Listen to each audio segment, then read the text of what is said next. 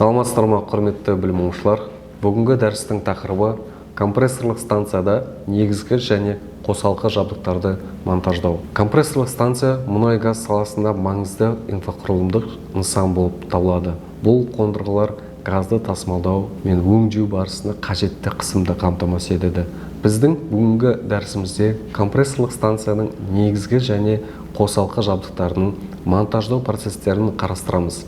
Сонымен қатар, мұнай-газ өнеркәсібіндегі компрессорлық станциялардың маңыздылығы мен олардың жұмыс істеу принциптеріне тоқтала кетеміз. Компрессорлық станцияның мақсаты мен түрлері. Жалпы газ қысымын арттыру бұл құбыр желілерінде газдың қысымын қалыпына келтіру және жоғарылату. Екіншісі бұл жерде газ тасымалдау, яғни газды ұзақ қашықтықта жеткізу үшін қажетті қысым қамтамасыз ету. Үшіншісі бұл газды сақтау, яғни жер асты қоймаларда газды сақтау үшін қысымды реттеу. Компрессорлық станциялар қолдану мақсатында бірнеше түрге бөлінеді. Мысалы, басты станциялар, бағдарлы станциялар, яғни жер асты газ қоймаларындағы компрессорлық станциялар және сығымдау станциялары. Әрбір түрдің өзіндік техникалық ерекшеліктері бар. Компрессорлық станциялар газды тұтынушыларға жеткізуде маңызды рөл атқарады. Олар газ құбырларындағы қысым жоғалтуын өтеп, тұрақты жеткізуіне қамтамасыз етеді. Жалпы негізгі жабдықтарына тоқтала кетсек, компрессорлар бұл, яғни центрофугалық компрессорлар, яғни жоғары қысымды газ ағынын жасауға арналған үлкен газ құбырларында кеңінен қолданылады. Өнімділігі жоғары және пайдалану шығындары төмен. Екіншісі бұл поршенді компрессорлар, яғни бұл жерде поршендердің қозғалысын газды қысу арқылы жұмыс істейді. Кіші және орта өлшемді станцияларда қолданылады. Жоғары қысым үшін тиімді болып келеді. Үшіншісі бұрандалы компрессорлар, яғни бұл екі бұрандалы ротор арқылы газды қысады. Тұрақты жұмыс көрсеткіштері және төмен шу деңгейімен ерекшеленеді. Жалпы мұнай-газ өнеркәсібінде компрессорларға қойылатын негізгі талаптар бұл сенімділік, энергия тиімділігі және үздіксіз жұмыс мүмкіндігі. Компрессорлардың типін таңдау газдың түріне, қажетті қысымына және өнімділігіне байланысты болып жүреді. Негізгі жабдықтарына тоқтала кетсек, яғни құбырлар, бұлар жоғары қысымға төзімді, болаттан жасалған, қысымға, температураға және ортаға байланысты таңдалады.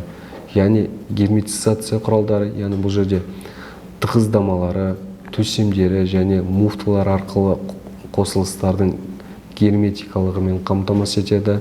Яғни фланцтер, яғни бұл жерде құбырлардың клапандары және басқа жабдықтарды қосатын қосылыстар. Компрессорлық станцияларда қолданылатын құбырлар мен жоғары қысым мен температураларда төзімді болу қажет. Олар газдың химиялық және құрамына сәйкес таңдалып, коррозияға қарсы қорғанысын және болуы тиіс. Келесі бұл жерде қосалқы жабдықтар, яғни бұл автоматтандыру және басқару жүйесі. Бұл жерде алда өткен лекцияда айтып өткендей PLC контроллерлер, датчиктер мен релелер және апаттық қорғау жүйелері. Қосалқы жабдықтар, яғни бұл тоңазытқыш және майлау жүйелері. Бұл жерде тоңазытқыш жүйелері компрессорлардың жұмысы кезінде пайда болатын жылуды бұру үшін қолданылады. Бұл жүйелер компрессорлардың қызып кетуін болдырмайды және олардың тиімділігін арттырады.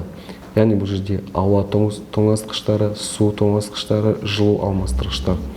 Екіншісі бұл майлау жүйелері. Бұл компрессорлардың қозғалмалы бөліктерінің үйкелісін азайтып және тозуды болдырмауға қызмет етеді. Бұл жүйелер сенімді және үздіксіз майлауды қамтамасыз етеді. Және бұл жерге май сораптары, май сүзгіштері, май салқындатқыштар, резервтік жүйелер. Бұл жерде тоңазытқыш және майлау жүйелері компрессорлық станцияның энергияның тиімділігіне тікелей әсер етеді. Бұл жүйелердің дұрыс жұмыс істеу компрессорлардың қызмет ету мерзімін ұзартып, жөндеу шығындарын азайтады. Сондай-ақ бұл жүйелер экологиялық қауіпсіздікті қамтамасыз етуде маңызды рөл атқарады. Себебі олар зиянды заттардың қоршаған ортаға түсуін болдыртпайды. Яғни монтаждаудың негізгі кезеңдеріне тоқталсақ, жалпы бірінші бұл жобалау және дайындық. Екіншісі бұл жабдықтарды жеткізу және тексеру. Үшіншісі монтаждау және қосу болып саналады.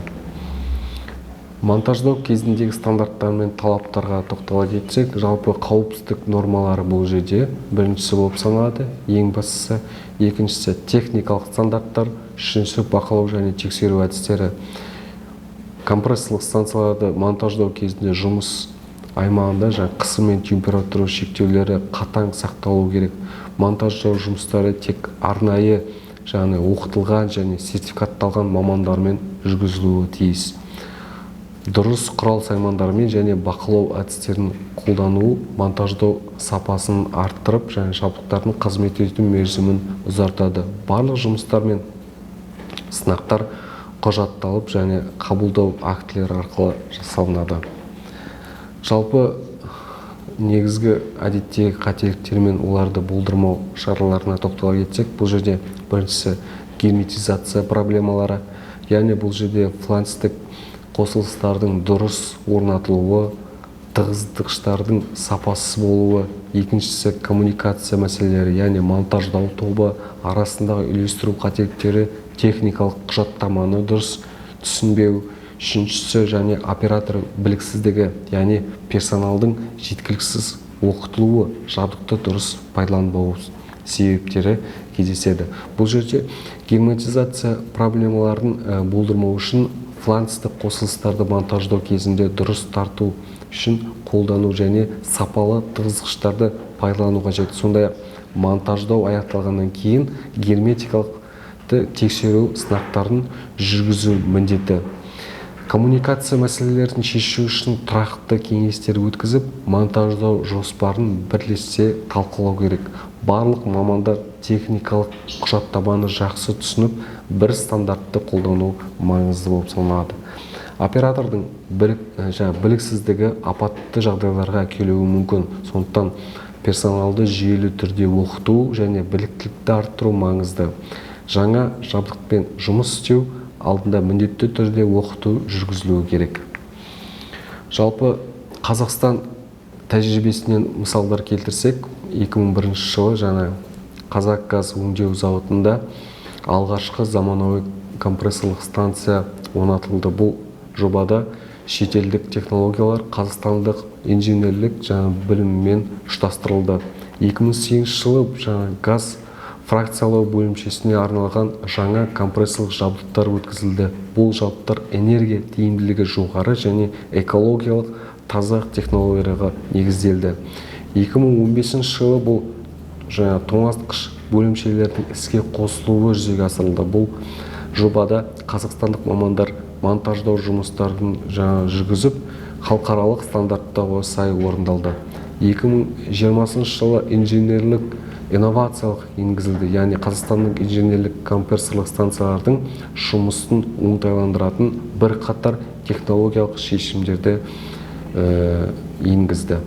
Қорытындылай келсек, бұл жерде сапалы монтаждау, автоматтандыру, цифрландыру, экологиялық технологияларды қарастыруға болады.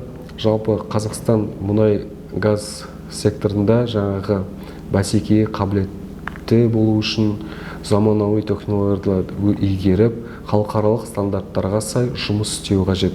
Бұл саладағы инновациялық және білім трансфері елдің энергетикалық қауіпсіздігін қамтамасыз етуде маңызды рөл атқарады. Тыңдағандарыңызға рахмет. Сау саламатта болыңыздар.